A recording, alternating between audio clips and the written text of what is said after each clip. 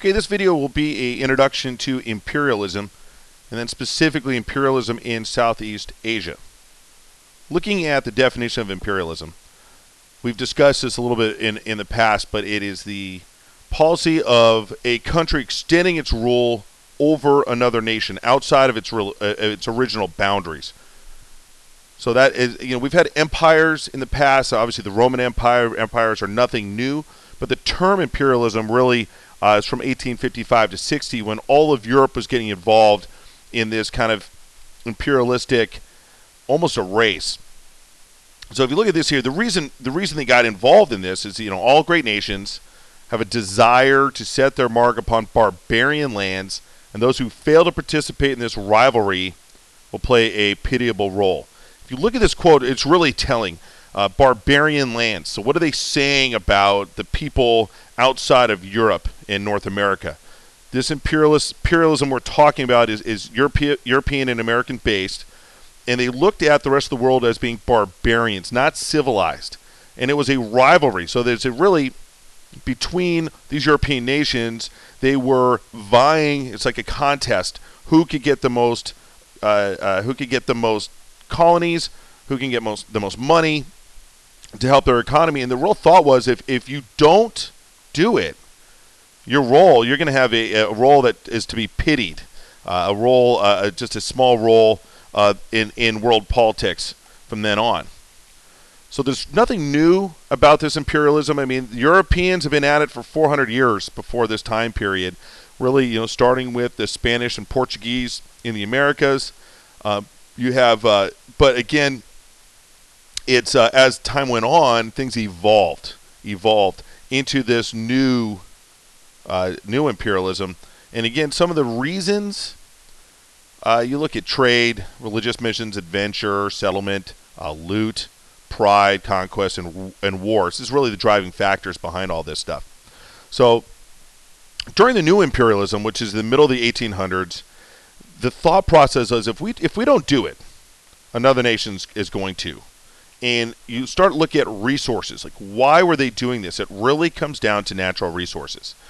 In the Industrial Revolution, there was a need for natural resources like iron and tin and rubber and petroleum and oil.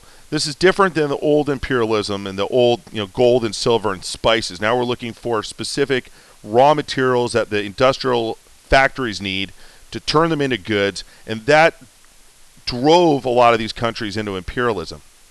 And unfortunately, a lot of these resources were located in South America, in Southeast Asia and Africa.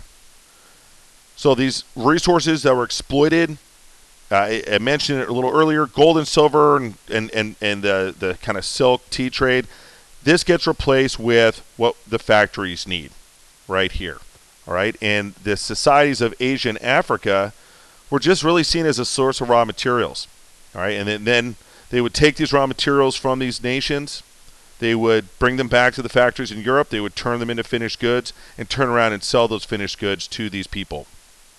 So beginning in the 1880s, Europe really went at it, and the areas we're going to mention in this chapter is really Africa, Asia, India. The whole reason behind it was economics and political rivalry, and they justified it with this concept of social Darwinism. Social Darwinism, I mentioned in the previous chapter, it's quasi-philosophical, religious, and sociological view. Quasi kind of means sort of. It sounds scientific, but it wasn't. What really it basically is using Darwin's theory of survival of the fittest and applying it to humans, kind of in a vulgarized form. They use this as a racist justification to come in and take over these lands. Other social Darwinists also use this in a societal way, that if you were poor, you weren't as evolved, and you have bad genes, and rich people have evolved more, and then we could just let the poor people die off, which is really crazy. Hitler took social Darwinism to the extreme with his eugenics of trying to literally kill out certain traits. And in this case with imperialism, they use social Darwin to the white Europeans were supposedly more evolved than their Asian and African counterparts, and it's perfectly acceptable then to go in and take them over. You might want to pause the video. It's a comic. It's kind of funny. I mean, it just kind of illustrates social Darwinism. I'm not going to read it to you, but hopefully you could see it if the quality of the video is good enough. Looking at Africa here, which we're going to get into in a separate video, just give you an idea of how Africa was just divided up among the European nations. Everything here in green was French. The British had everything in purple, and they had a lot of Africa. They almost had a corridor north to south. You had Portugal, Italy, Spain, all in on it. There were only a couple independent countries in Africa, Ethiopia being one of them. But Africa, imperialism had a huge impact on them. They just drew these lines at the convenience of the European countries, and a lot of tribes and native peoples were split into different countries. That legacy has led to all kinds of problems in Africa today. Again, another quote to support imperialism: path of progress is strewn with these wrecks and nations, but the truth that these people are stepping stones for a higher intellectual and emotional life. That is the justification to just go ahead and exploit these people. So looking at Southeast Asia, by 1900, literally the entire territory was divided up among Great Britain, France. The United States had a colony. We had the Philippines. We took that over during the Spanish-American War. France had Vietnam. Great Britain was involved there as well with Singapore, Burma. Looking at this map, everything in green is British. Here are the American Philippines right here. You have France down in blue, French Indochina. Then, of course, you have the Soviet. Well, this map's Soviet Union, but really this is Russia and China. China was having major issues. Japan comes along here. Japan invades, takes over this area as well.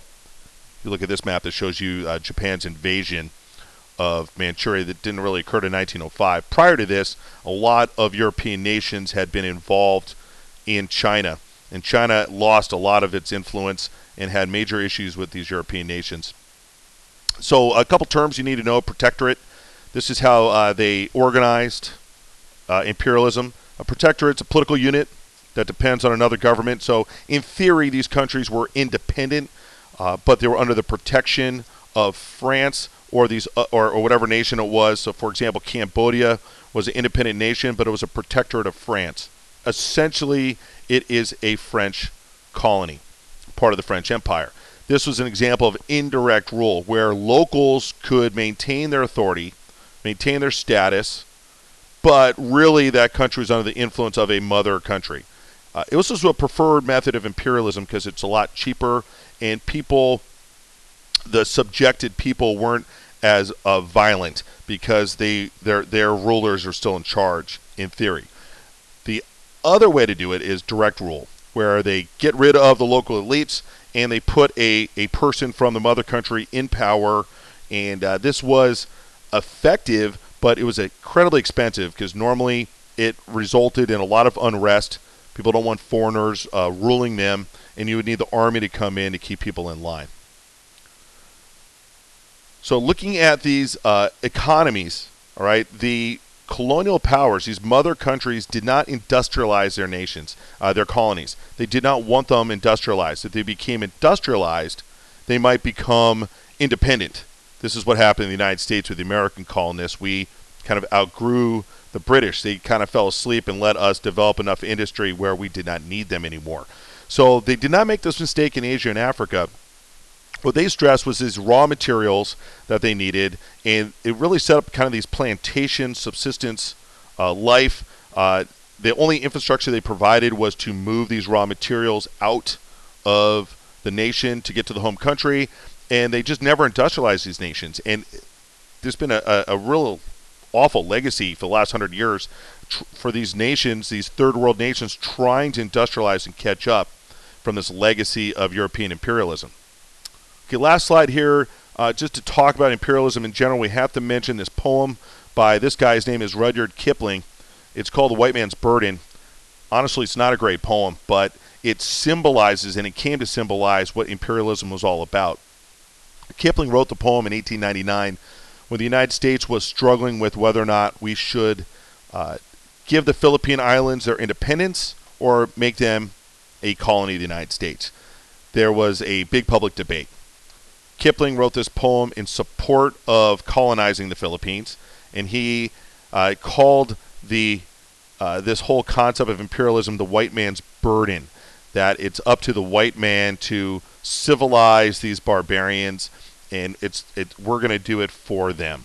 So this was a pro-imperialism poem, and it galvanized the opposition as well. So people who are against imperialism looked at the white man's burden poem as everything that's wrong with imperialism. So if you hear the term white man's burden, they're really talking about imperialism. Kipling and his supporters won out, and the U.S. took the Philippines as a colony, and they did not gain their independence until after World War II.